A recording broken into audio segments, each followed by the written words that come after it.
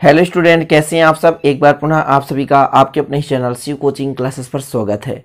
और आज की इस वीडियो में स्टूडेंट आपको समझाने वाला हूं साइक्लोट्रॉन की कार्यविधि, साइक्लोट्रॉन का सिद्धांत, साइक्लोट्रॉन की संरचना, साइक्लोट्रॉन किसे कहते हैं, सब कुछ आज के इस वीडियो में आपको क्लियर करने वाला हूं। तो वीडियो को अंत तक देखिएगा, पूरा बेसिक से है ना आपको समझाने वाला हूँ। बिल्कुल रटना नहीं पड़ेगा मेरे भाई, बस यदि आप वीडियो अंत तक देख लेंगे तो आपसे बिल्कुल सिंपल सा समझ में आ जाएगा। तो आज का जो मेन टॉपिक है, साइक्लोट्रॉन का चित्र बनाइए, कार्यविधि और सीमाएं समझाइए।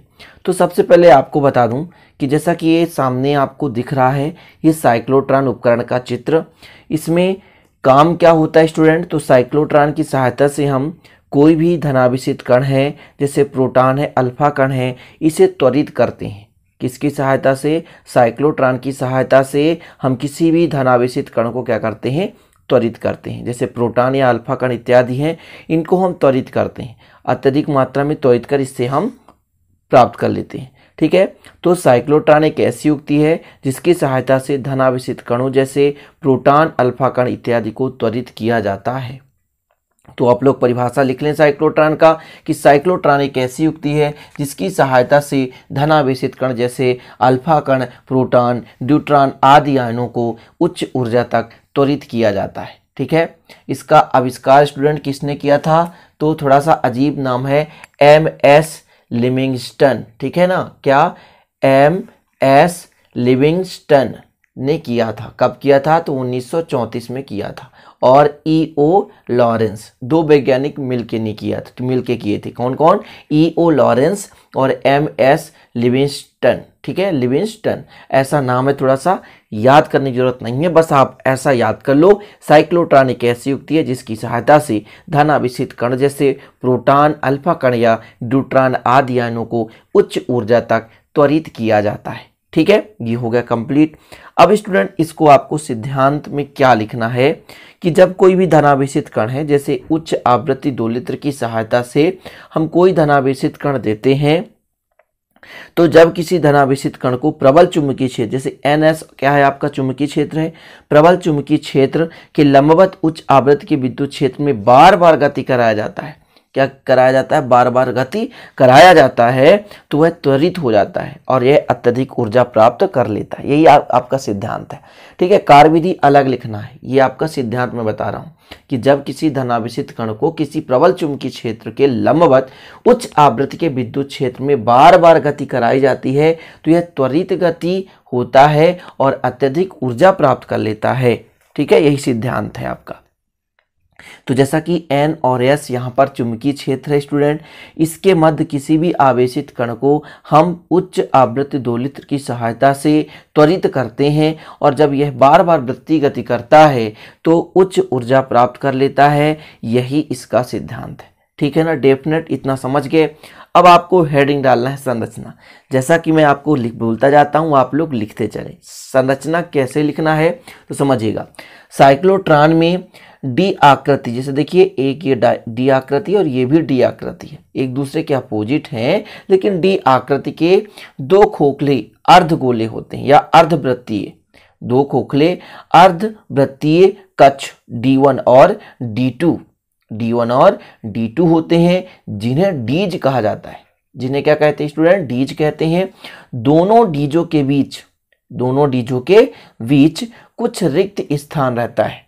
दोनों डीजों के बीच, विद्युत चुंबकीय क्षेत्र के ध्रुवों के बीच कुछ रिक्त स्थान रखा जाता है या रहता है, जहां पर आवेशित कण को क्या करते हैं, वहां पर उपस्थित करते हैं। मतलब जिस कण को त्वरित करना होता है उस कण को वहां पर रखा जाता है। जैसे कोई भी धनावेशित कण है, यहाँ पर हम लाएंगे पहले D1 और D2 के बीच, जिसको हम क्या करना चाहते हैं, त्वरित करना चाहते हैं, या जहां पर आवेशित कण का स्रोत रखा जाता है ना, जहां पर डीज का संबंध एक उच्च आवृत्ति से रहता है, जिसकी सहायता से उसको हम क्या करते हैं, त्वरित करते हैं। ठीक, एक बार और लिखें कि साइक्लोट्रॉन में डी आकृति के दो धात्विक क्या होते हैं, चालक होते हैं, है ना, D1 और D2 जो कि क्या होते हैं, अर्धवृत्तीय धात्विक कक्ष होते हैं जिन्हें डीज कहते हैं।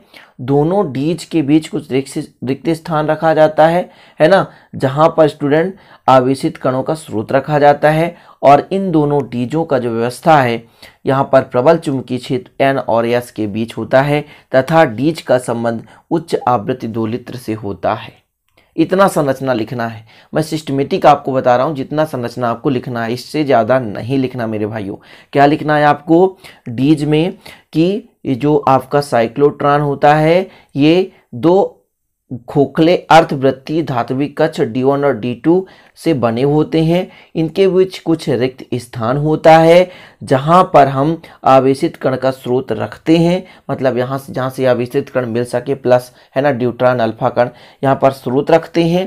तथा ये जो दोनों D2 है, इसका जो संबंध होता है एक उच्च आवृत्ति दोलित्र से होता है। साथ में यह पूरा व्यवस्था N और S प्रबल चुंबकीय क्षेत्र पर किया जाता है। ये हो गया आपका संरचना। ठीक है स्टूडेंट, पूरा डायग्राम से ही आप समझते चलें, पूरा डायग्राम से समझते चलें, कुछ भी टफ नहीं है मेरे भाई।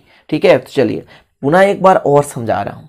देखिए कि साइक्लोट्रॉन में D1 और D2 आकृति की अर्थात D आकृति के दो अर्ध खोखले वृत्तीय कक्ष D1 और D2 होते हैं, जिन्हें डीज कहते हैं। इनके बीच कुछ रिक्त स्थान होता है जहां पर हम आवेशित कण का स्रोत रखते हैं तथा D1 और D2 का संबंध उच्च आवृत्ति दोलित्र से होता है तथा यह संपूर्ण व्यवस्था N और S प्रबल चुंबकीय क्षेत्र के बीच किया जाता है। ठीक है, इतना आपको लिख लेना है संरचना। अब देखिए पूरा यदि मैं लिखूंगा तो बहुत लेंदी हो जाएगा, इसलिए मैं जो आपको समझा रहा हूँ स्टूडेंट उतना आपको लिखते चलना है।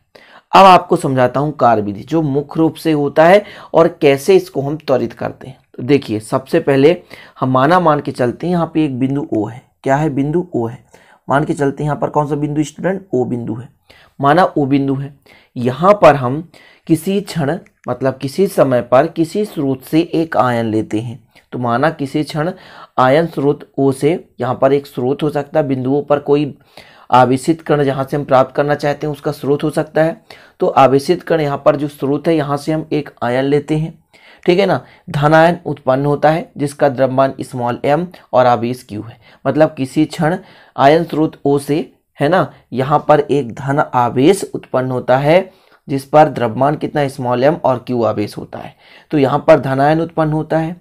मान के चलते हैं प्रारंभिक स्थिति पे D2 क्या है, धनात्मक है और D1 क्या है, ऋणात्मक है। चीजें समझना ना, यहाँ पर जो आवेश है वो धनात्मक है, D1 क्या है, ऋणात्मक है और D2 क्या है, धनात्मक है। अब देखिए D2 धनात्मक है, क्या है, D2 धनात्मक है और आवेश जो है धनात्मक है। तो धन आवेश और धन आवेश के बीच क्या होता है, प्रतिकर्षण होता है। धन आवेश और धन आवेश के बीच प्रतिकर्षण होता है, जिसके कारण ये धनायन स्टूडेंट D1 में प्रवेश कर जाता है। समझ रहे हैं। माना किसी क्षण D1 ऋणात्मक विभव पर है और D2 धनात्मक विभव पर है। अब यहाँ पर जो धनात्मक आयन है D2 के धनात्मक से प्रतिकर्षित होता है और D1 में प्रवेश कर जाता है।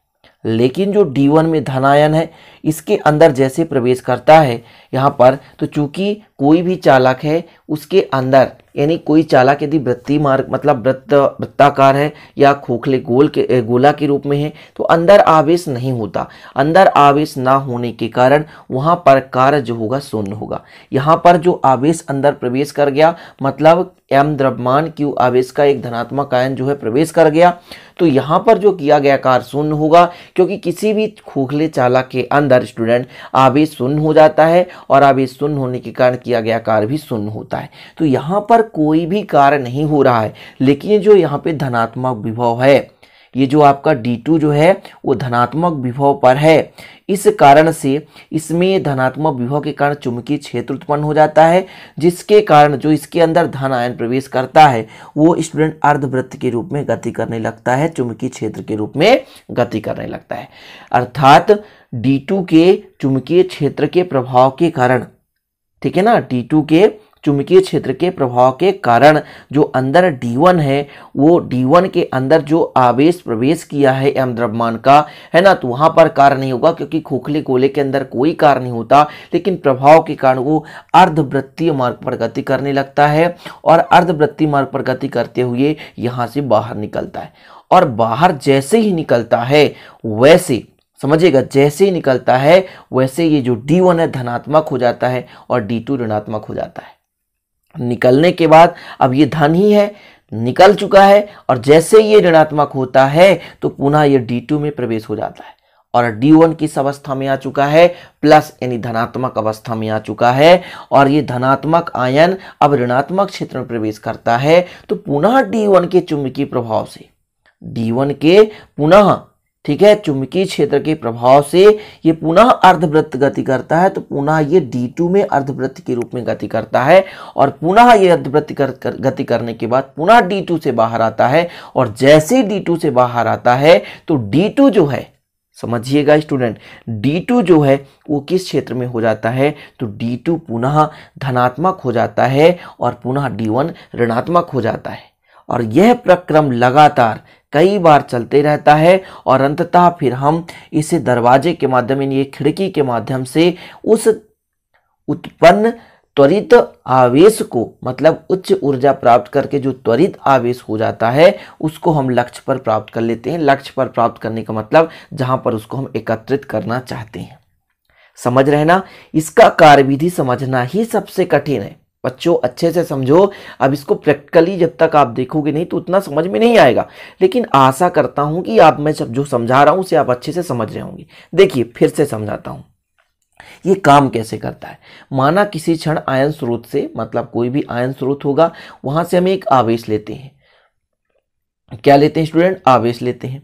हमने आवेश ले लिया, आवेश यहां पर है, ठीक है, और मान के चलते हैं किसी भी क्षण पर ये D2 जो है धनात्मक पर है और D1 ऋणात्मक पर है और आवेश भी धनायन है जिसको हमको त्वरित करना है। तो ये जो D2 धनायन है और ये भी धनात्मक है तो प्रतिकर्षित होगा। प्रतिकर्षित होने के कारण कहाँ प्रवेश करेगा? D1 पर प्रवेश करेगा। D1 तो ऋणात्मक है पहली बात, इसलिए D1 ऋणात्मक के कारण ये आकर्षित कर लिया। चीजें समझी, चूंकि ये जो आपका चालक है इसके अंदर आवेश प्रवेश कर गया और अंदर कुछ भी आवेश नहीं होता, जिसके कारण वहां तो किया गया कार्य शून्य होगा। लेकिन जो D2 है ये धनात्मक विभव पर है, इस धनात्मक विभव के कारण चुंबकीय क्षेत्र उत्पन्न होता है। क्या होता है स्टूडेंट? चुंबकीय क्षेत्र कार्य करता है यहाँ पर, और इस चुंबकीय क्षेत्र के प्रभाव के कारण स्टूडेंट ये जो है अर्धवृत्त में गति करने लगता है। किसमें गति करने लगता है?